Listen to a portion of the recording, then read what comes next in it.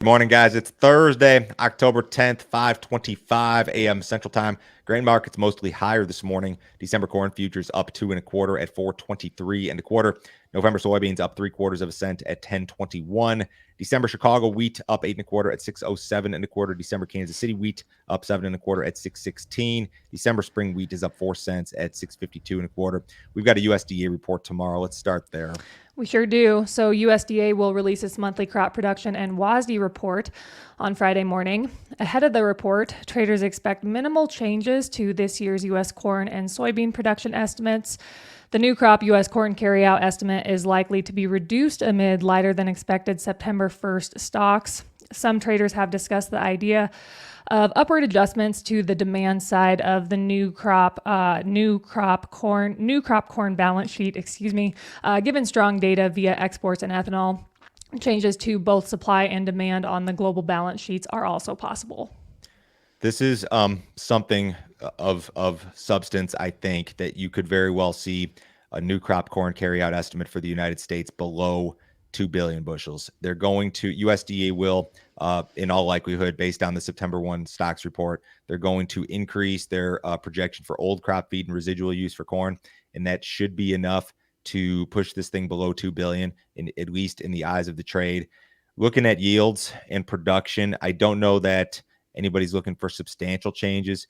183.6 is what USDA printed last month. That's a record corn yield. This is not a record corn crop, however, that's being projected, at least as of last month. We're going to be slightly below the 2023 record, which was 15.3 billion bushels. Soybeans, you do have a record yield and a record crop being projected.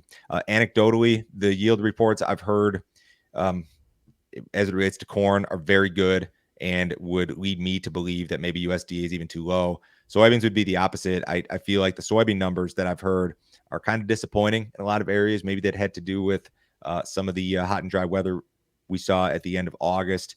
The world numbers and the world soybean number especially is super bearish.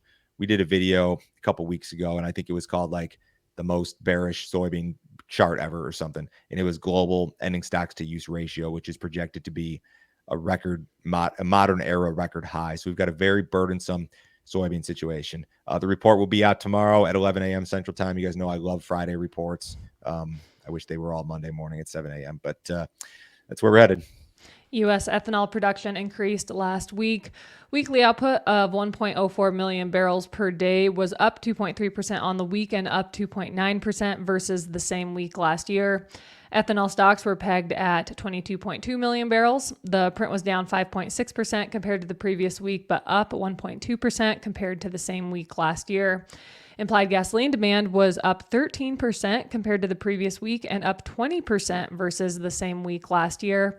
On average, over the last 4 weeks, implied U.S. gasoline demand is up 8.4% compared to the same period last year. Okay, so marketing year to date, and the marketing year is very young. We're only 5 weeks in. The pace of U.S. ethanol production is running a couple percentage points ahead of last year, yet USDA is projecting now that corn demand via ethanol will actually be off slightly versus last year.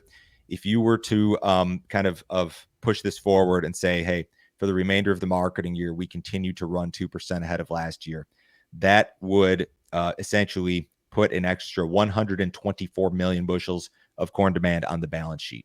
So that's how you take your corn carryout, which may be below 2 billion anyways, even without an ethanol adjustment. If you got an ethanol adjustment and we could continue this pace of running 2% or so ahead of last year's pace, you could very easily knock that new crop corn carryout projection down to like a 1.7, 1.8 billion. I could also make the argument that the export number is too low and that the pace of sales and shipments could be enough to push us toward a higher export number than what the government has projected. So the ethanol piece is a very big bright spot when it comes to demand. And if we can maintain these sort of numbers, maintain this sort of production pace that's ahead of last year, that would be very, very positive to the market. So if you guys have not checked out our premium content, you sure need to do so. Joe, can you tell me about yesterday's premium video with Brian Split? Brian was on yesterday. He did charts, corn, soybeans, wheat, cattle. He's fantastic as always. Laid out support levels, resistance levels, grain marketing thoughts, kind of like some key areas that he's watching, especially ahead of tomorrow's USDA report. Josh Linville from StoneX, fertilizer celebrity, was on with me on Tuesday. We talked about fertilizer price risk, geopolitics, weather, war, that sort of thing. On Monday, I did a corn and soybean marketing review.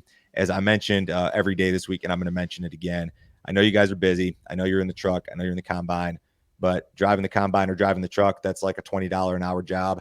Marketing's like a $500 an hour job. So you should, even though you're busy, pay attention to your marketing and don't abandon it, even though you're tied up with other things. I know it's easier said than done, but that's, I believe, best practice. If you guys want to see the premium stuff, go to standardgrain.com. You can sign up this morning. It's a $50 per month subscription. You can cancel at any time. There's no other fee, no other obligation. Nobody will try to sell you anything else. It includes our morning email, which goes out at 5 a.m. Central Time every single business day. All of our premium videos. There's a new one every day that goes out at 10 a.m. All of my cash grain marketing recommendations. Give that deal a shot this morning, guys. I know you're busy. It's super easy to sign up on your phone. We do Apple Pay, Google Pay, credit cards. It'll take you about 30 seconds. John Deere's stock has remained strong despite tariff threats from Donald Trump. The threat came after Deere said it planned to move a portion of its production to Mexico to reduce costs. Trump said he would impose a 200% tariff on any machinery the company sold into the U.S. Following the statement, Deere stock climbed to a 52-week high. Other industries that could potentially feel the effects of Trump's tariffs have also seen their stocks rise. Analysts believe this is because traders are focusing on what will actually happen rather than just the political rhetoric. Trump intends to impose a 10 to 20% tariff on all imported items and a 60% tariff on Chinese products. Regardless of whether Trump or Vice President Harris wins, there is a 70% chance that tariffs will be implemented. You would not know that the farm economy is in a full-blown recession by looking at a chart of John Deere stock. You would think that this would be negatively impacted, and it really hasn't been. And there's no official definition of a farm economy recession, but I would firmly be of the belief that we are in the midst of a recession and have been for months and months and months. So I don't know. I mean, these big companies, they do what they do, and they continue to make money and keep margins strong. But if this thing gets bad enough, this farm economy gets bad enough, you could see it bleed in here. You could. Scattered showers moved across Brazil's soybean country overnight. The GFS and Euro models continue to be at odds with regards to amounts and coverage over the next 5 days and also the 5 to 10 day period. Euro is wetter in both cases. Both models suggest widespread rainfall during the 5 to 10 day period, although the Euro is still decidedly wetter.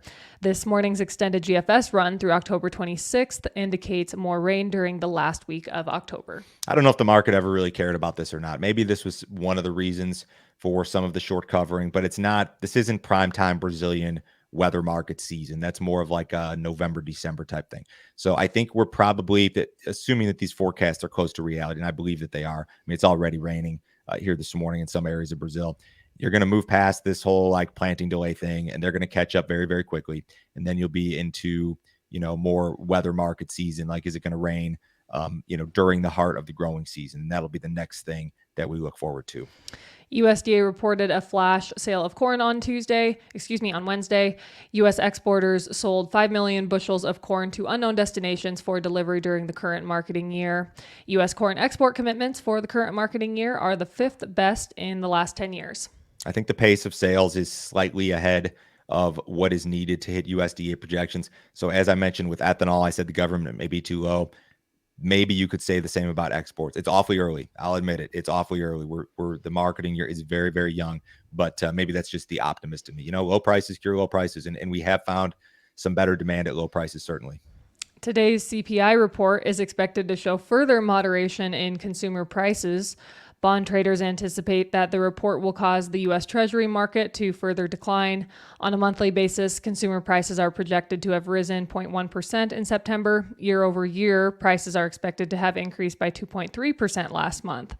The report is anticipated to be a market mover, setting the stage for the Federal Reserve's next moves on interest rate cuts. The report follows last week's strong jobs report, which reduced the likelihood of another 0.5% cut. The market is currently pricing in an 84% chance of a quarter-point rate cut in November. The Fed has totally shifted gears. They believe they've defeated inflation. And yeah, it's still running a little bit hotter than they'd like it to be, but they're trying to see 10 steps forward, and they believe that they're going to get close to that 2% target. They have now shifted gears toward their other mandate. They have two mandates. They care about price stability, which is inflation. They feel that they've tackled that largely, and now they're moving on to employment. Unemployment has ticked higher, it ticked back down lower this month, I believe, but it's ticked higher, back above 4%. So they are in a cutting cycle here. And do they cut a quarter? Do they cut a half? I don't know, but that's the direction that we've headed. One thing of note, the stock market posted all-time highs. I believe the S&P and the Dow yesterday. S&P 500 is now up 21.5% year to date. Pretty incredible stuff. What did cattle do yesterday? They were lower. Live cattle were 27 cents to 95 cents lower. Feeders were 70 cents to $1.62 lower. Box beef was higher. Choice ended the day at 308.18. That was up $1.34. Select ended the day at 288.63. That was up 2 cents. Outside market's fairly quiet. U.S. dollar's about flat. Stocks are off just a little bit. Precious metals marginally higher. Crude oil is up $1.08 in the December WTI at 73.67. Have a great day, guys. We'll talk to you Friday.